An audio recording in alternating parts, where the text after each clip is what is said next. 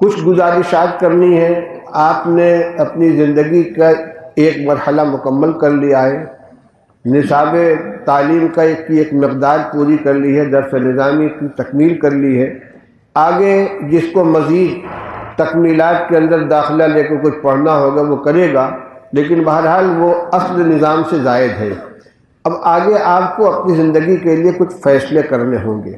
علم دین یہ ایک امانت ہے، جس کی پہلی ذمہ داری یہ ہے کہ اس علم کے تقاضوں پر خود عمل کیا جائے، اور دوسری ذمہ داری یہ کہ اس امانت کو دوسروں تک پہنچایا جائے۔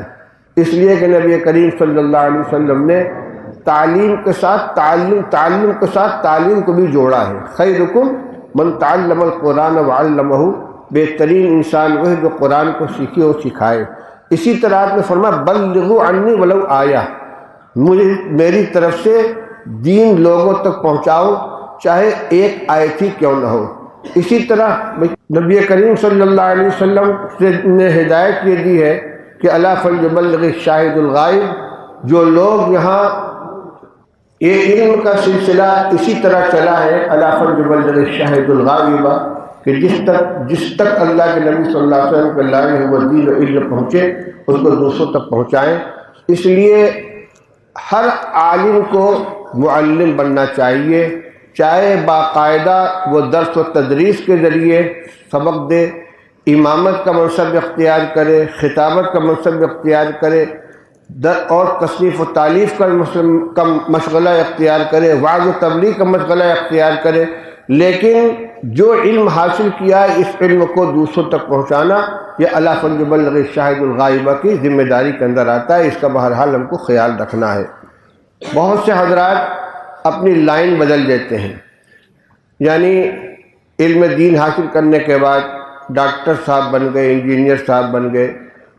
علم حاصل کرنا منع نہیں ہے، اگر کوئی اور مشغلہ اختیار کرتا ہے تو اس سے دو گزارش ہے۔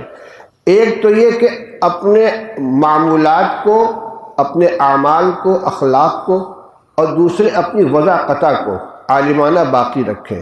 دوسرا مشغلہ اختیار کر کے آپ مولانا سے مسٹر نہ بن جائیں، آپ کی داڑھی، آپ کا لباس عالمانہ برقرار رہنا چاہیے۔ دوسری چیز یہ کہ کچھ نہ کچھ مشغلہ علمی بھی رکھنا ضروری ہے۔ اگر آپ نے کوئی غیر علمی مشغلہ اختیار کر لیا ہے، تجارت کر رہے ہیں یا کوئی پیشہ اختیار کر لیا ہے، تو کچھ نہ کچھ وقت آپ کا علمی مشغلے کے اندر رہنا چاہیے، چاہے امامت و خطابت ہو، چاہے جز وقتی تدریس کا سلسلہ ہو۔ ایک بات۔ دوسری بات، آج کے زمانے میں ایمان کے اوپر خطرات بہت زیادہ منڈلا رہے، فتنے پھیل رہے دو طرح سے۔ ایک تو شکیلیت، گوہر شاہی، قادیانیت کے نام پر ایمان پہ ڈاکہ ڈالنے والی جماعتیں باقاعدہ کوششیں کر رہی ہیں، بڑی تعداد میں لوگ ان فتنوں کے شکار ہو رہے ہیں۔ قادیانیت تو پرانا فتنہ ہو گیا، لیکن گوہر شاہی فتنہ اور شکیل بن حنیف کا فتنہ پنپ رہا ہے برابر دیہاتوں کے اندر، اور بلکہ شہروں میں بھی، کالج یونیورسٹی کے اندر بھی، اور گھروں میں عورتیں تک اس سے متاثر ہو رہی ہیں۔ تو آپ حضرات کو ان فتنوں کا مقابلہ کرنے کے لیے اپنے آپ کو تیار کرنا چاہیے۔ دوسری چیز یہ کہ مکتب کی تعلیم کو آپ اپنا مشن بنا لیں۔ یہ نہ سوچیں کہ ہم بخاری شریف پڑھ کر آئے تو ہم کو بخاری ہی پڑھانی ہے۔ یقیناً وہ علم کی خدمت ضرور ہے، لیکن دین کی خدمت کے اعتبار سے آج کے زمانے میں سب سے اہم کام جو ہے مکاتب کا قیام اور مکاتب کے نظام کو مضبوط کرنا۔ ہر مسلمان بچے اور بچی کو دینی تعلیم سے آراستہ کرنا یہ ہماری ذمہ داری ہے۔ اس لیے اگر اللہ تعالیٰ توفیق عطا فرمائے تو آپ اپنے علاقے میں جا کر جائزہ لیں، کتنی بستی کے اندر بچے ہیں، کتنی بچیاں ہیں، کتنے مکاتب ہیں۔ اگر ضرورت پوری ہو رہی ہے باقاعدہ تو آپ اس کی سرپرستی کریں، ان کا ساتھ دیں، ان کے معاون بنیں، اور اگر نہیں ہے تو آپ بڑی کتابیں تلاش کرنے کے بجائے پہلے اپنے علاقے کے مسجدوں میں، گھروں میں، جہاں جہاں ہو سکے مکاتب قائم کریں اور اس خدمت کو لے کر آپ بیٹھیں۔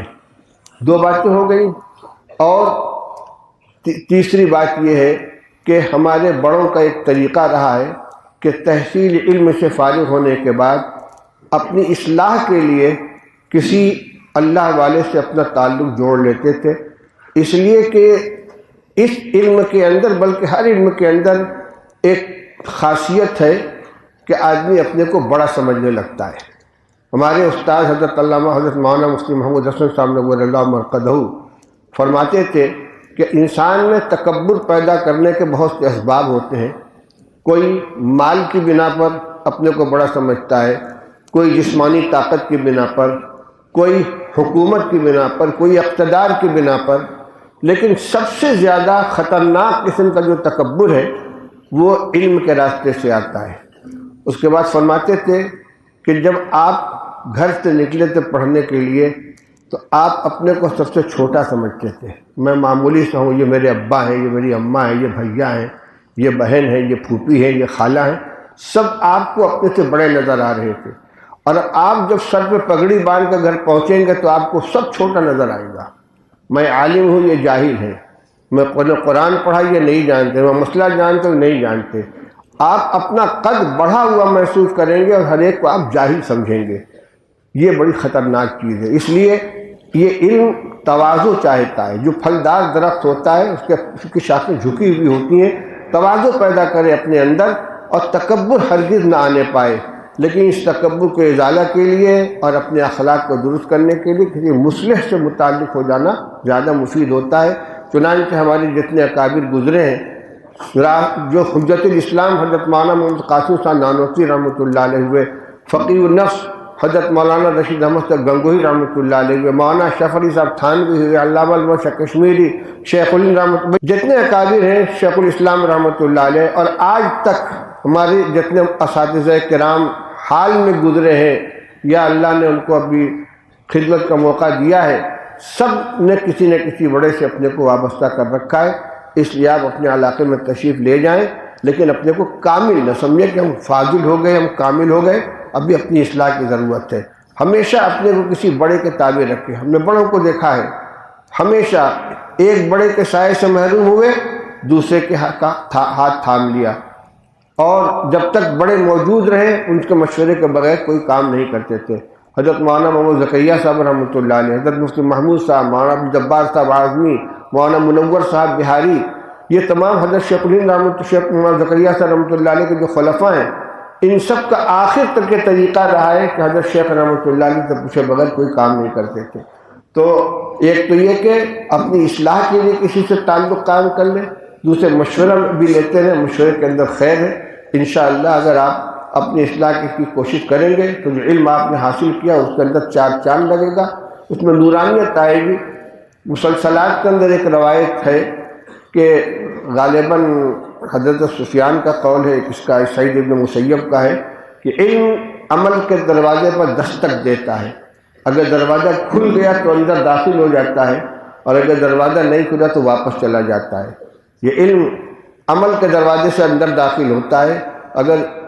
اگر علم پر عمل کریں گے، علم چنداں کے بیشتر خانی، گر عمل نیستت تو نادانی، کیا ہے وہ؟ چار پائے برو کتابیں چند، نہ محقق بود نہ دانش مند۔ اس لیے اس علم کو اپنے لیے نعمت سمجھ کر اس کے تقاضوں کو طور سے عمل کریں۔ اللہ تعالیٰ اس کی توفیق نصیب فرمائے۔ اور آخر میں اپنی طرف سے یاد کرنا چاہتا ہوں کہ اس طالب علم کا جو حق ہوتا ہے، اس حق کی ادائیگی میں یقیناً کوتاہیاں ہوئی ہیں، اگر مگر نہیں کر رہا ہوں، میں صراحت کے ساتھ کہہ رہا ہوں، اور طلبہ ہمارے پاس امانت تھے، اس امانت کی ادائیگی میں جو مجھ سے کوتاہی ہوئی ہو، آپ لوگ اپنے دل سے اس کو معاف کریں اور دعا کریں کہ اللہ تعالیٰ بھی ہمیں معاف فرمائے اور اس رشتے کو ہمیشہ باقی رکھے اور خدمت کی توفیق عطا فرمائے۔ اب دعا فرما لیں۔ ارے بھائی اشعار و سر کہاں سناؤ گے؟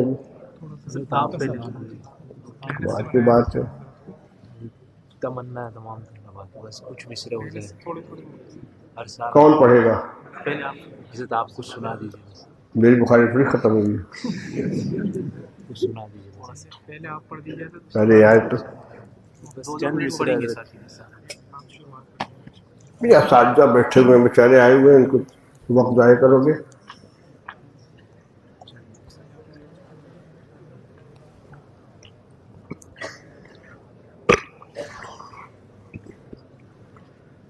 کیا پڑھوں، تو کچھ لے کے بھی نہیں آیا ہوں میں. اچھا ٹھیک ہے، تمام اکابر کا حکم ہو رہا ہے، 2-3 شعر نعت کے پڑھتا ہوں.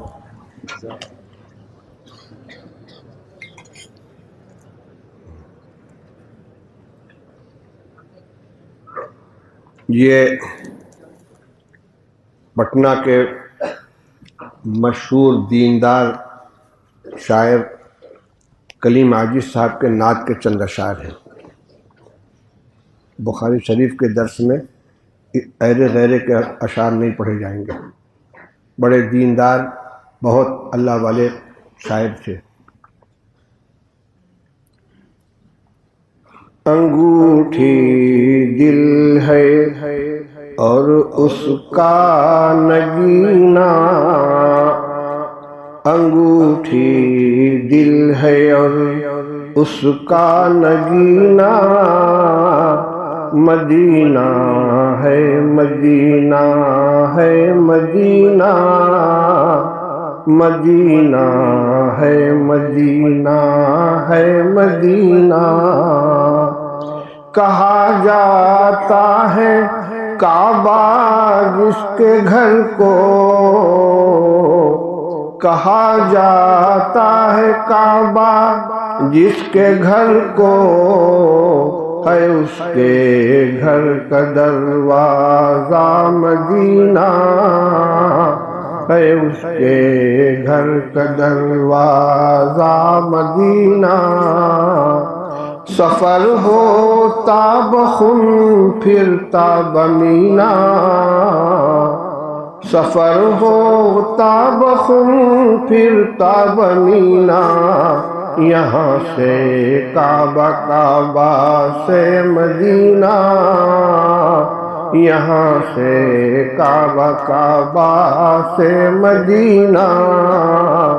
وہیں لے چل کلیم اپنا سفینہ، وہیں لے چل کلیم اپنا سفینہ، ہم ایسے بے گھروں کا گھر مدینہ، ہم ایسے بے گھروں کا گھر مدینہ. انگوٹھی دل ہے اور اس کا نگینہ، مدینہ ہے مدینہ ہے مدینہ. ہو گیا.